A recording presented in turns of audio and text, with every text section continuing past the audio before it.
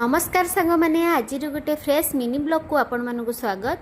गत 2-3 दिन हम मो देह टिके भल ना। आज जेहेतु स्वामी छुट्टी थिला से मो कही मोपाई किसी भल किसी खाइबा करदेवाई सी कहले मत विशेष तो किसी आसे ना। मुझे हॉस्टेल रोली मु गोटे भल डालमा बनाए ये डालमा बनई कि आज मुझे तुमको खुआबी। चलतु देखा मो स्वामी हॉस्टेल किभली भाव डालमा करती से रेसिपी भी मुझे सहित सेयार करी।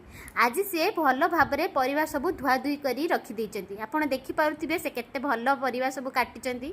मु भी एमती परिवा काटी पारिनी से जेते भल भाव में परिवा काटिके सजेकी रखी। एमती मझिरे मझिरे स्वामी मान हाथ जदि किसी भल खाइबा मिल जाए ताले मन बहुत खुशी हो जाए। बेले तो मु तांको पई रोसई करे किंतु आज मो देह भल नथिबारु से मो पई रोसई करचंदी सेति मु बहुत खुशी।